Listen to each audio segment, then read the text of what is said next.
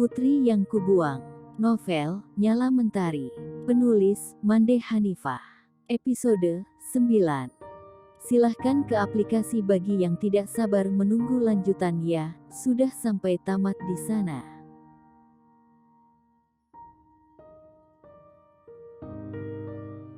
Aku tersadar karena bau asing menyerang penciuman. Bau yang kadang kutemukan di dalam masakan bunda. Aku tidak tahu pasti aroma itu entah berasal dari tumbuhan apa. Namun aku yakin dia termasuk salah satu rempah. Sebelum mataku benar-benar terbuka aku bisa merasakan tangan seseorang kembali menggosokkan daun itu tepat di hidungku. Kamu siapa? Tolong menjauh dari saya. Aku terlonjak kaget ketika mendapati seorang laki-laki sedang menahan kepalaku dengan sebelah tangannya. Tubuhku terbaring di antara perdu. Mungkin sekitar 20 hasta jaraknya dari tempatku tadi berdiri. Kurasa aku pingsan. Entah sudah berapa lama. Aku segera menyingkirkan potongan-potongan daun berbau khas itu dari hidungku. Sebagian kecil dari serbuk-serbuk itu juga sampai di bibirku. Itu daun kunyit, aku tidak tahu lagi bagaimana cara membuatmu sadar kembali. Jadi aku memakai daun kunyit itu saja. Aku tidak punya minyak kayu putih atau benda lain yang bisa membuatmu lekas siuman. Lelaki itu lantas tersenyum seperti merasa tidak bersalah. Itu masih ada satu bagian kecil di dekat hidungmu. Baru saja dia ingin menyentuh hidungku. Jangan dekat-dekat. Aku bangkit dan merapikan diri. Lalu sedikit memberi jarak hingga kami tidak sedekat beberapa menit yang lalu.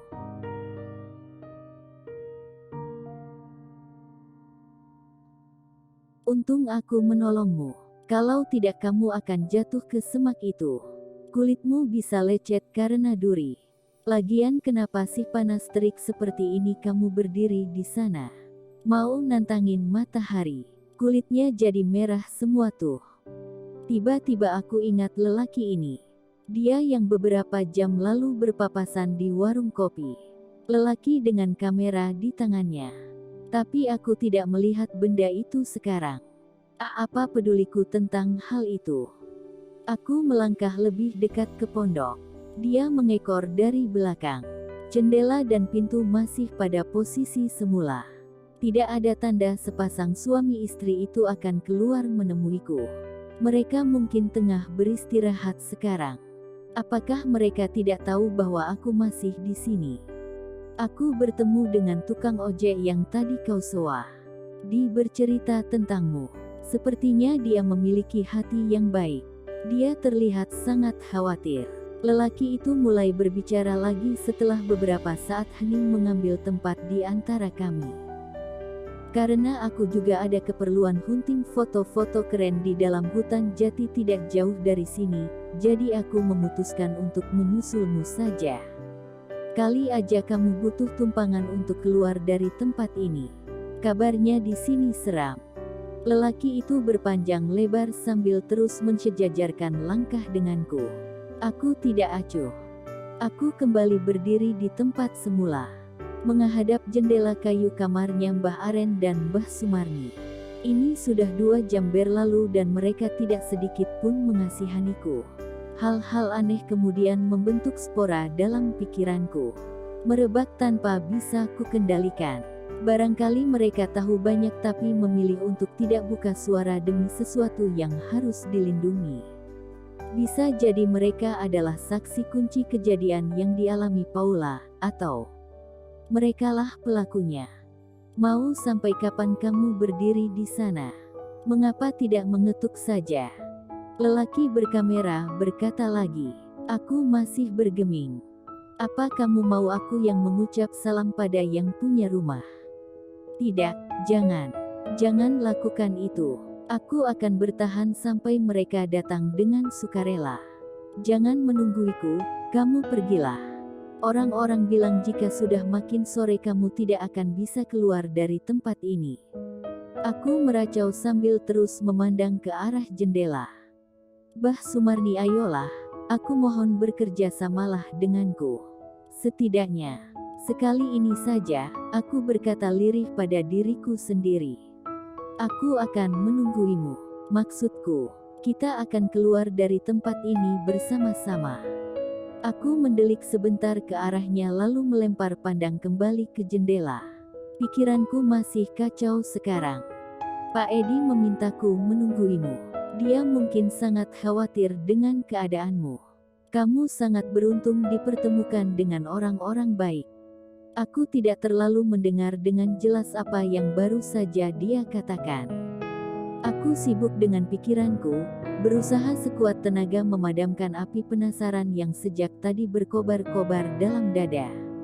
Aku harus lebih tenang, harus menguasai diri.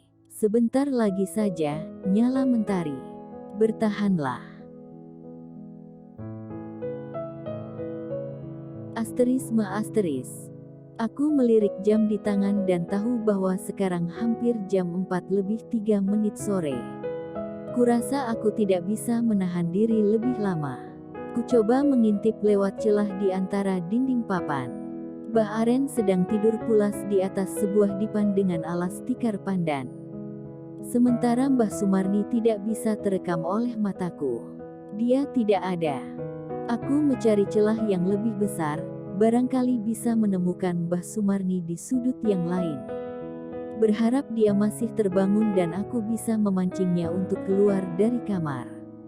Baru saja aku akan memindahkan posisi ketika mendengar bunyi benda berderit. Jendela kayu terbuka lebar. Mbah Marni berdiri di sana dengan rambut keritingnya yang semraut. Sedikit kaget aku pada awalnya. Matanya tidak seperti yang aku lihat beberapa jam yang lalu. Dia seperti berbeda. Aku menelungkupkan tangan di dada. Berharap ia memiliki sedikit saja rasa iba. Aku butuh tahu lebih banyak tentang Paula. Bah, tolong saya. Di mana Paula sekarang?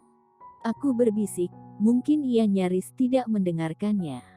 Dari tempatku berdiri aku masih bisa melihat tubuh Mbah Aren tengah terbaring telentang dengan suara dengkuran memenuhi seisi ruangan.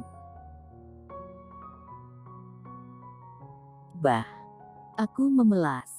Tangisku hampir saja pecah sekarang. Mbah Marni buru-buru menutup jendela. Sebelum aku mengetuk kembali dia sudah berada di depan pintu. Lalu ia memberikan kode agar aku mengikutinya.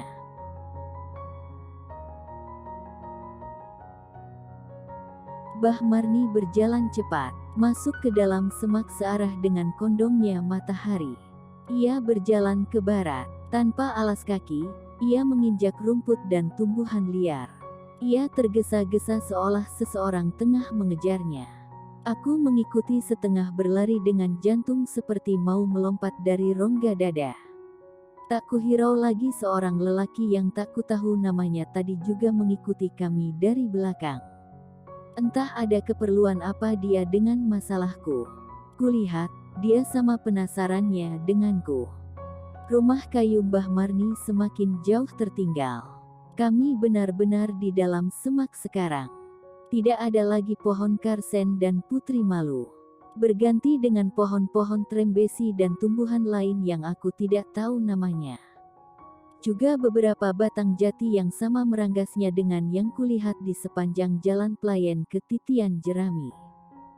Masih dapat kulihat atap rumah Mbah Marni ketika perempuan renta itu menahan langkah di suatu tempat. Sejak tadi, aku tidak pernah berhenti untuk menoleh ke belakang. Berharap Mbah Aren masih lena dalam tidurnya yang pulas. Setidaknya sampai Mbah Marni selesai dengan petunjuknya yang mungkin akan sangat berguna untukku. Aku kembali merapalkan doa-doa. Mbah Marni sekarang berdiri di bawah pohon bungur yang bunganya sedang banyak. Pohon itu mungkin telah tumbuh puluhan tahun jika dilihat dari besar batangnya. Aku kenal pohon bungur ketika berkunjung ke rumah kakek kami di Sumatera. Maksudku, kakek Kakai. Meski dulu aku selalu bangga terlahir menjadi cucunya. Aku merasa ia tidak pernah tidak sayang padaku. Sikapnya jauh berbeda dengan papi. Tapi ia telah berpulang sekarang. Mbah Marni terlihat mencari-cari sesuatu. Ia meraba-raba batang pohon bungur dengan lihai. Kemudian ia berpindah ke pohon lain yang tak kukenali. Agak lama ia melakukannya. Aku menjadi tidak sabar. Di sini. Apa Mbah? Apa yang terjadi di sini? Di sini. Di sini. Bah, katakan padaku. Pria berkamera mencegat tanganku. Aku mencoba menepis dan menatap tidak suka padanya. Ia tidak seharusnya ikut campur dalam kondisi paling penting saat ini.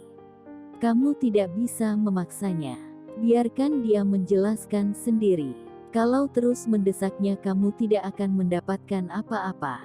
Aku tahu betul cara mengendalikan orang seperti si Mbah itu. Kamu jangan ikut campur. Aku ketus. Coba saja kalau kamu tidak percaya.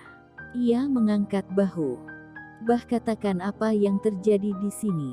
Apakah Paula terkubur di sini? Apakah ia sudah mati? Apa yang terjadi padanya, Bah? Cecarku tidak sabar. Mbah Marni memukul-mukul kepalanya.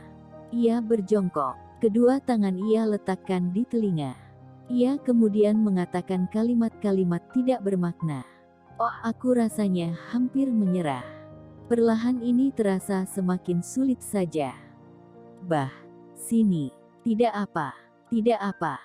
Lelaki berkamera mendekat. Ia menyimpan jemari Mbah Marni di dalam genggamannya. Aku ingat, Mbah Aren juga tadi melakukan hal yang sama. Begitukah caranya? Membuat Mbah Marni kembali tenang. Kalau Mbah tidak mau bercerita tidak apa-apa. Mbah bisa mengatakannya lain kali. Kamu, apa-apaan ini? Aku mulai marah pada lelaki berkamera. Bagaimana bisa ia mengatakan hal itu sedang aku ingin segera mengetahui kebenarannya? Lelaki itu bergeming. Ia terus saja memegang tangan Mbah Marni. Pandangnya dan Mbah Marni jatuh pada garis sejajar. Ayo, si Mbah maunya bagaimana? Laki-laki itu bicara lagi. Mbah Marni jauh lebih tenang. Lelaki itu meminta Mbah Marni menghirup udara bebas dalam-dalam. Anehnya, Mbah Marni menurut saja apa yang dikatakan lelaki itu. Ia seperti sudah lama mengenalnya. Padahal mereka baru pertama kali bertemu. Di sini. Mbah Marni bicara lagi. Ia menunjuk tanah tempat kami berdiri. Tanah yang sudah disesaki perdu dan pohon bungur tua.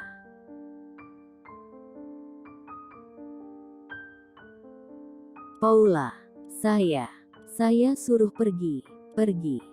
Aku ingin berbicara lagi tapi si lelaki segera meletakkan telunjuk di bibirnya. Aku segera paham dan menyerah. Aku biarkan dia mengambil alih. Tali, ada tali. Tali.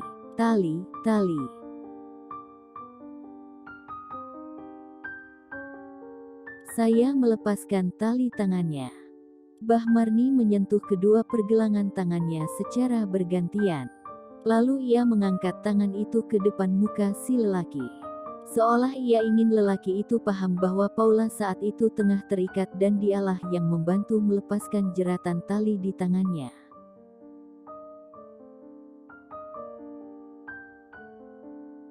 Talinya. Saya lepaskan. Tali. Mbah Marni berhenti bicara. Ia menahan getaran tangan dengan cara menggigit kuku-kuku pada jempolnya. Sedikit agak lama dia melakukannya. Liurnya sudah menetes-netes sekarang. Talinya lepas. Lelaki itu berbicara sangat pelan. Ia juga melakukan kontak mata dengan Mbah Marni. Sangat lembut, aku bisa merasakan ketulusan di sana. Tali, lepas. Saya melakukannya. Lagi, Mbah Marni memeragakan adegan itu dengan kedua tangannya. Dia tidak mati. Lelaki itu membawanya pergi. Saya yang melepaskan tali.